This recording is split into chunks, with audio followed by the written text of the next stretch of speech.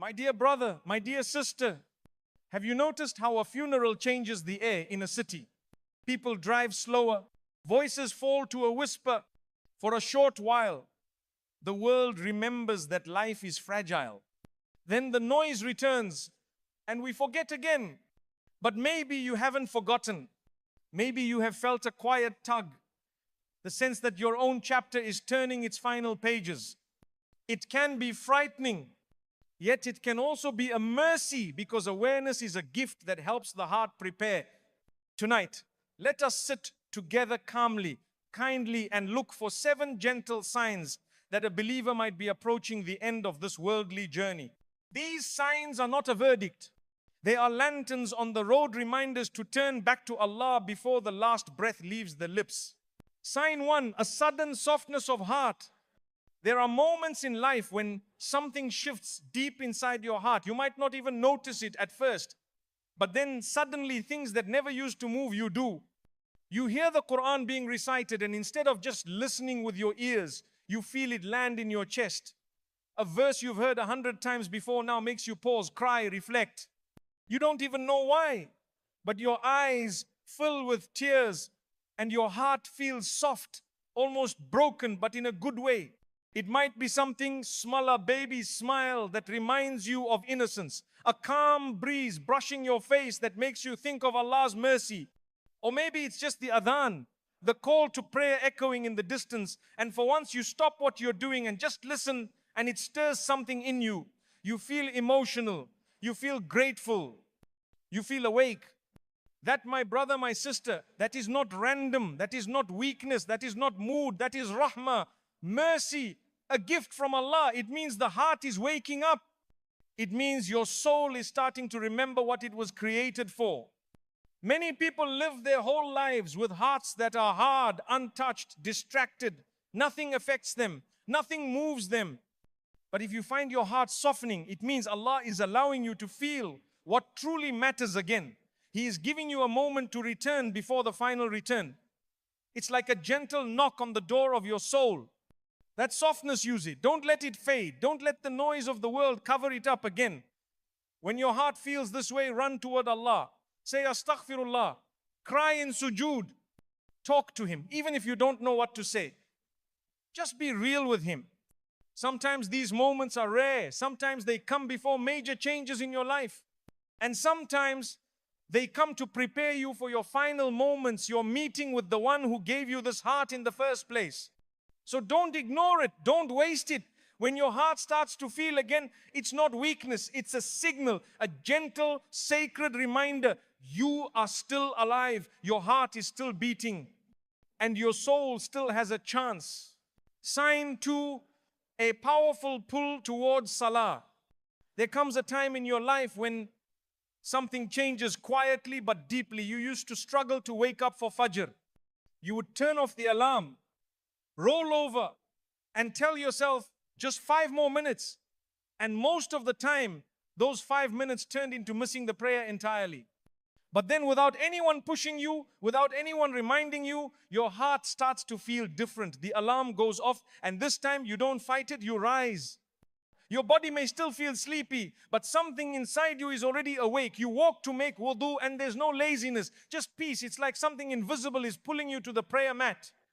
Not out of guilt, not out of habit, but out of love, out of longing. This is not something you forced. This is Allah calling you back. This is Allah choosing you gently, quietly to stand before Him before the world wakes up. Fajr becomes your moment of peace, not your struggle. The sujood, placing your head on the ground, feels like coming home. You stay there longer than usual. You cry, or maybe you don't. But inside something feels calm, whole, honest. The Prophet Muhammad ﷺ said, the closest a servant is to his Lord is in sujood.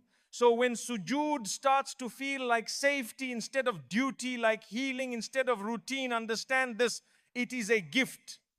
Not everyone gets it. Not everyone answers the call when it comes. But if you feel this pull towards salah, especially when no one is watching, it means Allah wants you near.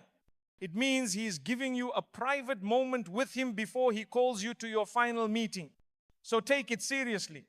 If you're finding yourself drawn to salah, if the prayer mat feels like comfort, if your day doesn't feel right without talking to Allah Haven, if it's just 2 minutes of whispering in sujood, then no, you are being guided.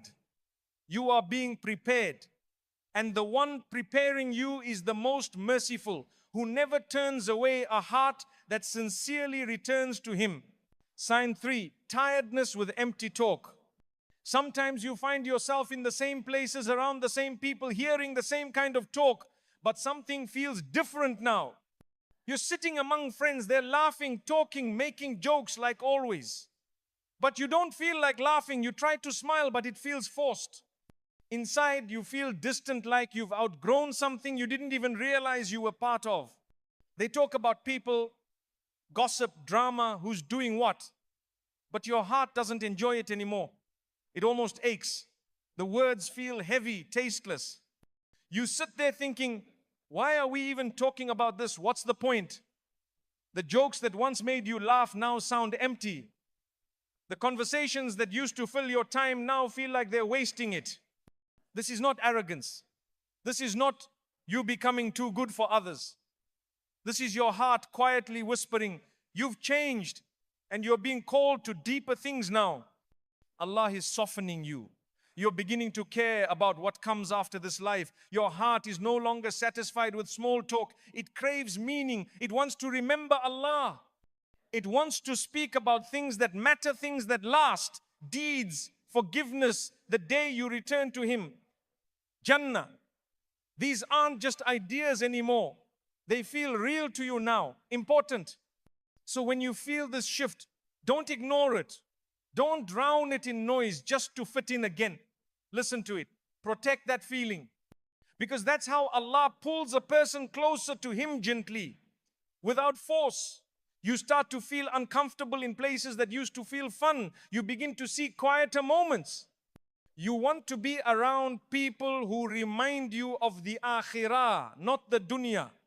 And when you do speak, you find yourself wanting to say things that help, that heal, that matter. You'd rather be silent than say something that could harm someone. That is a sign of maturity, not just of the mind, but of the soul.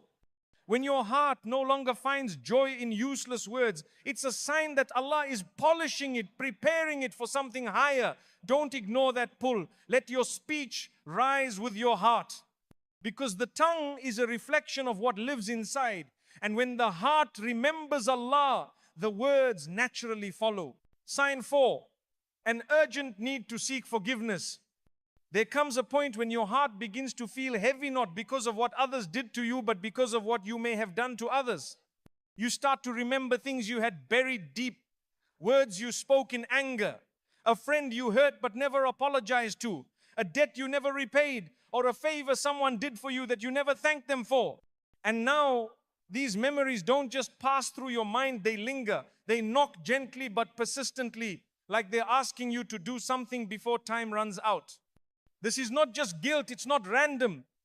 It's a sign, a gift, a whisper from Allah telling you to clean your record before it's sealed for good. You may find yourself suddenly wanting to send the message to someone you haven't spoken to in years. You might feel a strange discomfort every time you remember that unpaid loan, or how you never gave proper thanks to someone who helped you when you were struggling. That discomfort, that restlessness in your soul, it's mercy. It's Allah giving you the chance to make things right while you still can. The Prophet Muhammad ﷺ said, whoever wrongs his brother, let him seek pardon from him today, before a day when there will be no dinar, no dirham. That means settle your debts now. Not just the financial ones, but also the emotional ones. Because on the day of judgment, we won't be paying each other back with money. We'll be paying with deeds, prayers, fasting, charity. All of it could be taken from you to pay for the harm you caused if you didn't make it right here. So when you feel the sudden urge to ask someone for forgiveness, don't ignore it. Don't tell yourself it's too late or too awkward. Allah's giving you a window to lighten your load. He's guiding your heart to peace before it faces Him. Even if the person never responds, even if they don't forgive you, what matters is that you tried, that you humbled yourself, that you cared enough to do your part. Because the day is coming when the book will be closed And on that day, you'll be grateful you responded when your heart told you to make things right. So if you're remembering someone you hurt or something you left unsettled, don't delay. While today is still in your hands, use it. It might be your last chance to heal a wound before it testifies against you. Sign 5, rekindling broken family ties. Sometimes out of nowhere, you start thinking about someone from your family that you haven't spoken to in a long time. Maybe it was an argument that ended in silence. Maybe harsh words were said. Maybe you blocked them out of your life because it just felt easier. But now their name suddenly brings a feeling you can't ignore. Not anger, not pride, but something softer, heavier. A sense that it's time to fix what was broken. You start remembering moments from the past. The times they were there for you. The laughter you once shared. The way your hearts were connected before things fell apart. And even if you try to push the thoughts away, they keep coming back. Every time you lie down to rest, the silence feels louder. It's not just regret. It's a quiet, sincere invitation from Allah to reconnect before time runs out. You notice it's no longer as hard to say, I'm sorry, as it used to be. Your pride doesn't argue as much. Your ego feels smaller. The peace you're seeking means more than the last word you spoke. This shift in your heart is not random. It's not weakness. It's a beautiful sign that Allah is softening your heart for a reason. The Prophet Muhammad ﷺ taught us that family ties are sacred. He used the word Ar-Rahim, Wumba name that shares the same root as Ar-Rahman, the most merciful. That alone tells us how much importance Allah places on maintaining family relationships. When you cut off a family member, you are cutting off a path to Allah's mercy. And when you reconnect, even with a small message, a simple gesture, you are reconnecting to something greater than the person. You are reconnecting to rahmah, to divine mercy. Sometimes the person you need to reach out to is the one you least want to face. But the heaviness in your heart is a sign that Allah wants to heal you through that very act. He is giving you a chance to take a step toward peace in this world and peace in the next.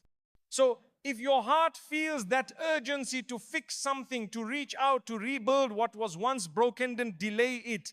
Don't wait for a perfect moment. Life moves fast, and sometimes the door of opportunity doesn't stay open forever. One message, one phone call, one honest apology can change everything. And maybe, just maybe, that one act of humility and courage will be the reason Allah looks at you with extra mercy on the day when you need it most. Sign 6, frequent encounters with death reminders. Lately, it feels as if death keeps walking beside you. One week, you are praying janazah behind someone much older, and you nod. That is the circle of life. The next week, you are standing over the grave of a classmate, a neighbor, someone who smiled at you just a few days ago. The gap between him and me suddenly looks thin, almost invisible. You scroll your phone and see post after post, Inna lillahi wa inna ilayhi raji'un. Your mind drifts to the faces of people you love and then quietly to your own face. You wonder, if I left today, what would I leave behind? The reminders do not stop at headlines. They visit your sleep. You dream of washing a body, or you see yourself lowered into the earth. Sometimes you wake up in the dark, heart racing, half ready to recite the Shahada. Other times, during a quiet drive, you catch yourself planning who should receive your books, who should care for your parents, how your debts will be paid. These thoughts are not morbid, they are mercy. Allah is tilting the mirror so you can see the reality everyone else is too distracted to notice. Each reminder feels like a soft nudge. Pack your suitcase, the ticket is confirmed, only the departure time is hidden. So you start checking the pockets of your life. Are there prayers missing? Debts unpaid? Words you need to say to someone before silence takes over? The Quran repeats, every soul shall taste death. Taste is only a moment. After that moment, the next world begins, and the plate you bring forward will be filled only with your deeds. The Prophet ﷺ told us, remember often the destroyer of pleasure's death. Not to make us sad, but to polish our priorities. When the heart remembers the grave, grudges feel heavy, gossip sounds silly, and sins lose their shine. You find yourself choosing kindness because you may never get a second chance to fix a harsh word. You give charity because money looks safer in your book of deeds than in your bank account. You pray Fajr on time because you don't know if you will live to see the sunrise tomorrow. If funeral notices keep knocking on your door, open it, let the lesson enter, let it clean the dust of your intentions. Death is not the end, it is the border crossing. The wise traveler uses every breath here to make the welcome on the other side warm and bright. May these constant reminders not frighten you, but free you to live sincerely, love quickly, forgive easily, and meet Allah with a heart that is light. Sign 7, a quiet contentment with meeting Allah. There may come a day when you sit alone and feel something you cannot quite name. You have hopes, you have plans, but they seem lighter now, like suitcases you could set down at any moment. It is not depression and it is not laziness. It is a gentle stillness. You look at your achievements on earth and they feel small next to the thought of standing before the one who created you. Of course, there is a splash of fear. Every student feels nervous before the final exam, but beneath that tremble sits an unexpected peace, a quiet alhamdulillah that rises from the soul itself. This calm does not mean you dislike life. You still smile at children, you still sip tea with joy, you still work hard. But you see these moments as gifts on a journey rather than trophies to cling to. When someone praises you, the heart replies, all credit belongs to Allah. When someone offends you, the heart says, let it go. I am almost home. You begin to measure your day, not by how much wealth you earned, but by how many times your tongue remembered Allah, how many people you helped, how many sins you pushed away, even when no one was watching. You find yourself drawn to quiet acts of worship. Dhikr feels like breathing fresh air. 2 extra raka'at after Isha feels sweeter than another hour scrolling a screen. Charity slips from your hand more easily because you trust that nothing you give in His path is ever lost. When you raise your hands in dua, you do not bargain the way you once did. Instead, you say, Ya Allah, if you are pleased with me, that is enough. The Prophet ﷺ said, whoever loves to meet Allah, Allah loves to meet him. When that love begins to bloom, do not hide it and do not be ashamed. Feed it with Quran at dawn, with istighfar at dusk, with a smile to someone who needs hope. Remember the verse where Allah promises, for the friends of Allah there will be no fear nor will they grieve. Fear exists, yes, but grief melts because you know the destination is mercy. Picture a traveler who has finished packing. The ticket is booked, the bags are zipped, and the house is in order. He still enjoys the last evening with his family, but his heart is already at the gate, excited for the journey. This is not surrendering to failure, it is graduating with grace. If you feel that readiness, thank Allah for polishing your heart until He could see His reflection inside it. Keep it shining with dhikr and good deeds, and when the time arrives, you